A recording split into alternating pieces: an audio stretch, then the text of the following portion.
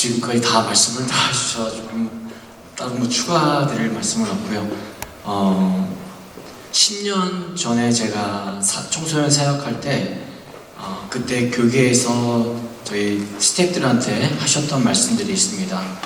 다음 세대가 살아야 됩니다. 다음 세대가 그의 희망입니다. 라고 얘기를 하셨는데 지금까지 똑같은 얘기를 하고 있습니다. 그 말은 그 사이에 우리가 아무것도 하지 않았다는 소리밖에 안 되는 것 같습니다.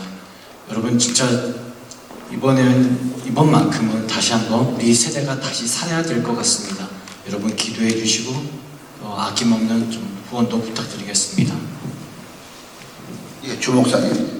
네, 넘치는 교회 주영광입니다. 오늘 목사님들 말씀 들으면서 제가 목회적인 아이디어도 그리고 뭐라 그럴까요? 영감 받는 것도 몇 가지 많이 있어서 너무나 감사한 시간이었고요.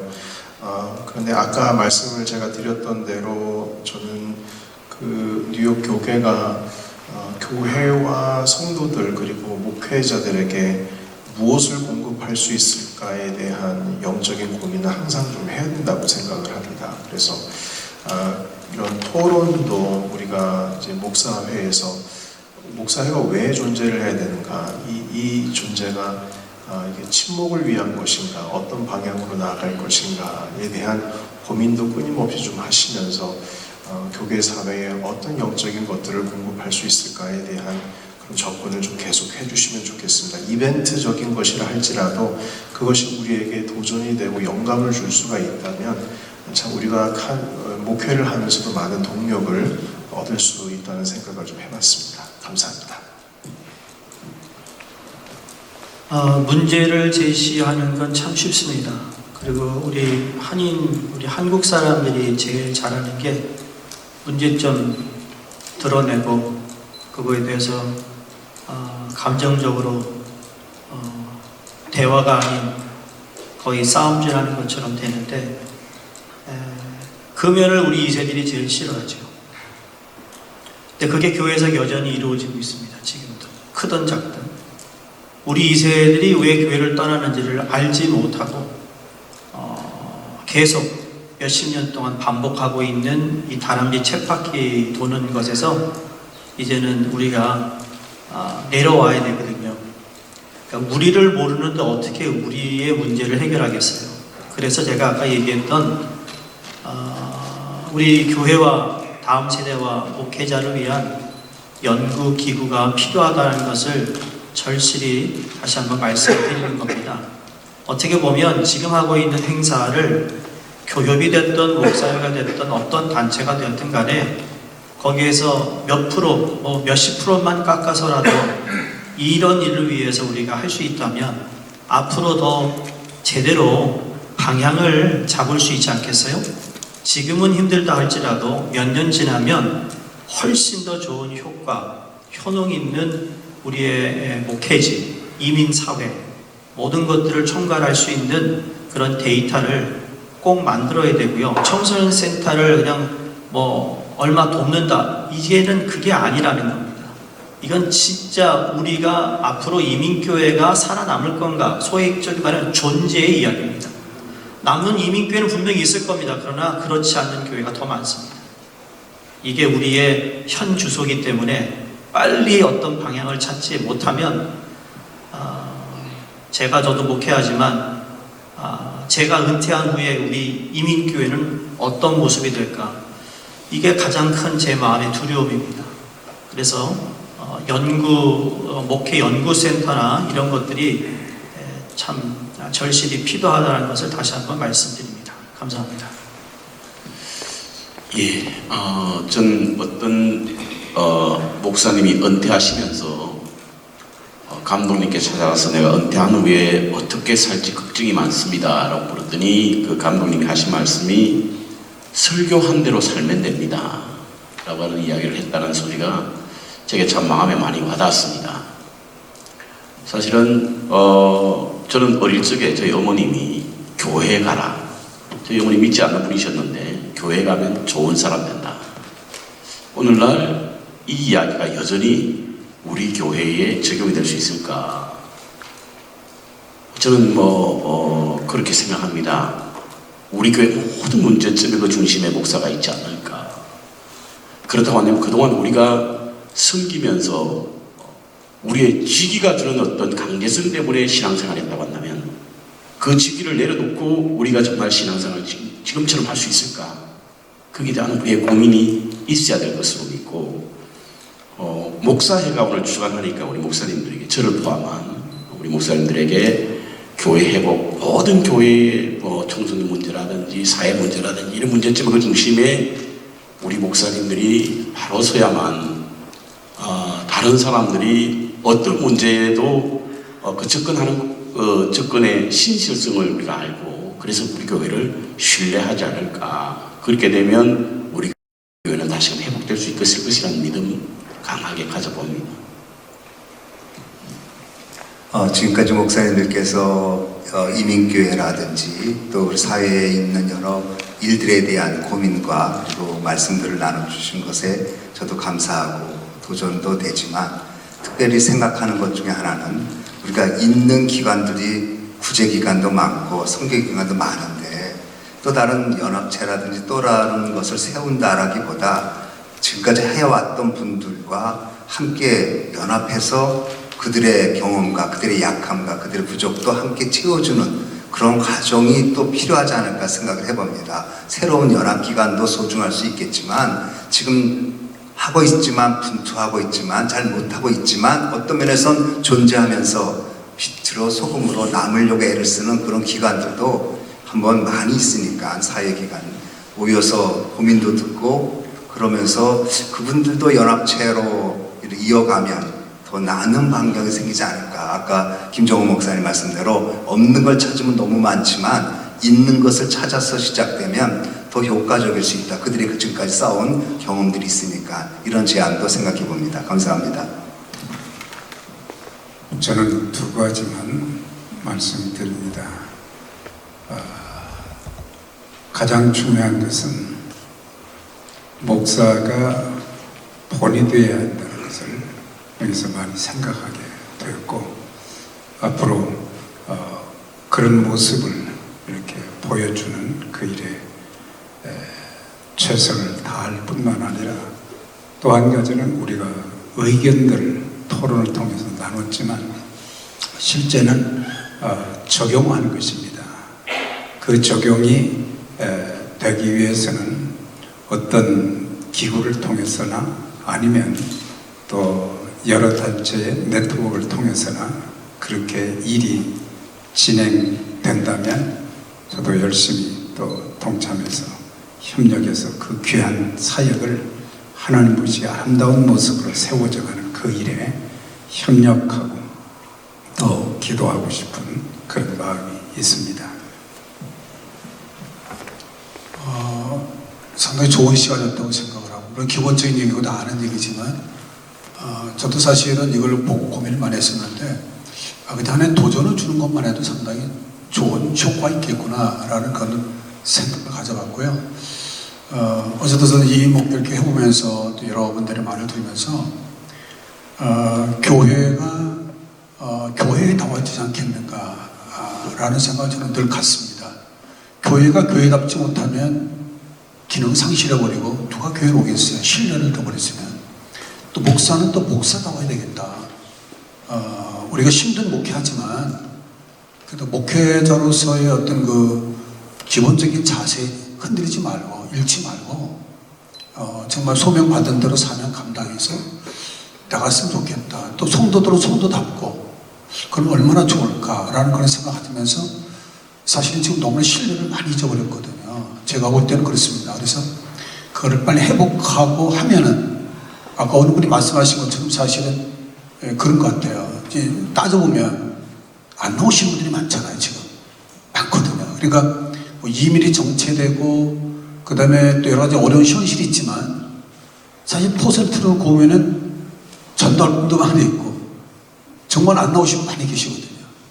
그래서 우리가 뭔가 좀 이렇게 뭔가 회복된다면 교회다워진다면 우리가 성경으로 다시 돌아오고 정말 자기 위치를 잘 지키기만 한다면 그럼 제가 보는데 회복되는 데 좀 도움이 되지 않을까 그런 생각을 갖습니다. 고맙습니다. 제가 오늘 그 소시오패스라는 불편한 키워드를 가지고 여러분들에게 좀 자극이 될 것 같아서 좀 죄송한 마음도 있는데요. 목사는 또 성경으로 풀어야 되니까요. 성경에도 있더라고요. 그런 인물도 대단히 많아요. 보니까 디모데서 4장 2절에 보니까 활 맞은 양심에 대한 이야기가 나오잖아요. 그들의 특징이 거짓말하는 위선자라는 거예요. 그런 부분에서 소시오패스가 충분히 가능하다. 그런 측면이 있고요.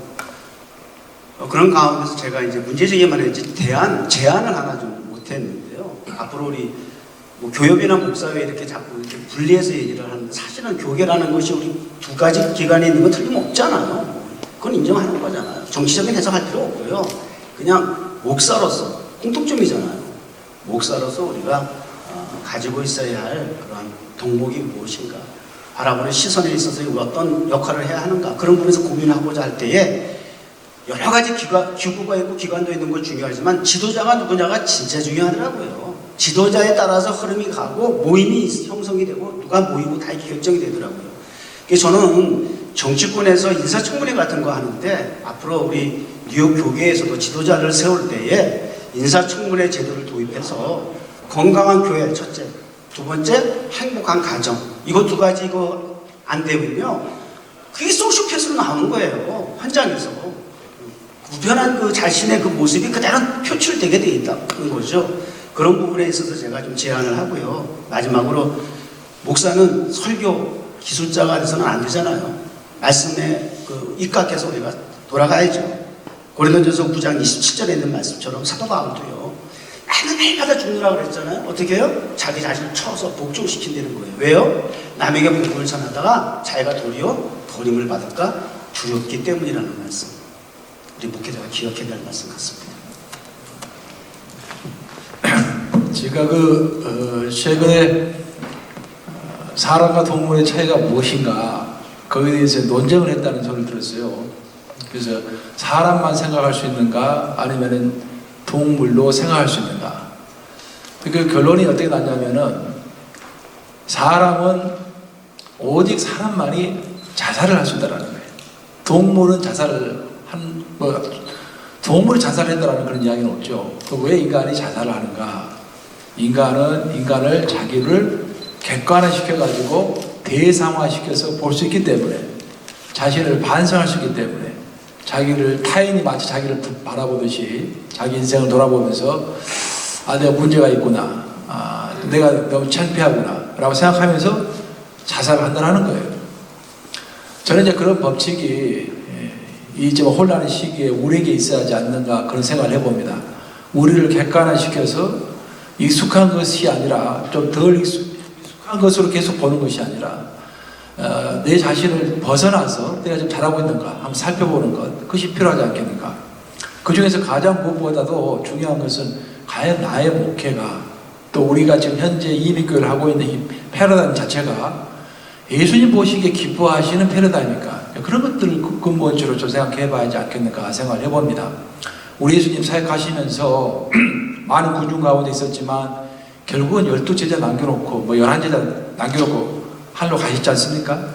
그 11제자가 열심히 해서 결국 이제 온 세상이 예수님을 알게 된 것이죠. 오늘 아까 그 MZ세대 이야기, 청소년 세대 이야기 많이 하셨는데 제가 그 젊은 세대 보면 그런 느낌이 듭니다. 젊은 세대들 빠릿빠릿하고 많이 배우고 참 좋은 점이 많아요. 그래서 굉장히 교회 일에 대해서는 개혁적입니다. 하지만 그 개혁적이고 적극적인 측면이 사회적으로 봉사를 한다든지 어떻게 희생을 해야 한다든지 그런 면에서는 굉장히 선택적이에요. 같이 하지 않습니다. 그런 측면에서 제가 생각해 보면은 우리가 대량으로 어떤 성도들을 배출을 하고 대량으로 성도들을 인도하는 것도 필요하지만 그 못지않게 필요한 것은 성도 한 명 한 명의 가치관을 바꿔주는 것. 예수님께서 11제자 키우셨던 것처럼 마치 우리가 디모데 키우는 것처럼 이제는 한 명 한 명 키우는 그런 목회의 방향으로 또 우리 패러다임을 생각해야 할 때가 되지 않았는가 그런 생각도 해봅니다. 저희 교회 전도사들이 사진 찍어서 제가 중요한 것처럼 보이려고 일어섰습니다. 교회 뉴스레터에 나갈 테니까요. 저도 나름대로 뭐 아틀란타 교회 회장도 해보고 한인 연합감리교 총회장도 저 해보고 그랬는데요. 문제가 그렇게 쉽게 해결되는 일은 없습니다. 근데 이제 목사들이 모이면 다 정답을 얘기해가지고 쌍만하게 되더라고요. 나중에 서로 꼴 보기 싫어갖고 모임도 안 되더라고요. 문제는 하루아침에 생긴 게 아니기 때문에 시간이 걸린다고 봅니다. 제가 한 10여 년 전에 저희 교단에 좀 큰 교회 목사들이 모이는 리딩 엣지라는 모임에 갔는데 그때에 중국의 경제 담당 부총리 자문을 하는 연합감리교 교인이 있어서 그분은 아주 큰 투자회사 회장인데요. 그 모임에 와서 딱 5분간 강의하고 가더라고요. 근데 그분이 그렇게 얘기를 해요. 자기가 경험해 보니까 아무리 큰 교회 목사라고 해도 문제들이 있더라고요. 이렇게 얘기해요. 목사들이 가지고 있는 고질적인 문제는 행동으로 옮길 수 없는 사실이 아닌 것에 너무 시간을 투자한대요. 다시 말씀드립니다. 행동으로 옮길 수 없는 사실이 아닌 것에 너무 시간을 많이 투자한다. 그러면서 making friends with actionable facts라고 얘기해요. 행동으로 옮길 수 있는 사실을 친구 삼아라. 저는 앞으로 오늘은 뉴욕 목사회니까요. 우리 가서 좀 행복해야 될 것 같아요. 만나면 좀 기쁘고. 목사들 모임에 가면 밥을 먹기가 불편해요. 너무 심각해서요.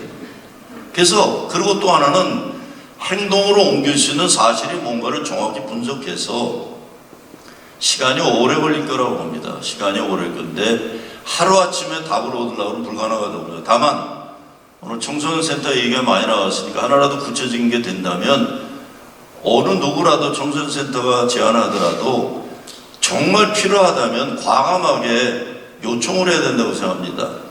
약자의 입장에서 그냥 이렇게 있으면 안 되고 돈 내라 니들 돈 내라 이거 뭐하고 있냐 뭐하고 자빠졌냐 하면서 캠페인을 시작하셔야 되지. 우리 힘들어 죽겠어요 그러면 돈 내는 사람들의 입장에서는 비전에 돈을 내지 문제에 돈을 안 냅니다.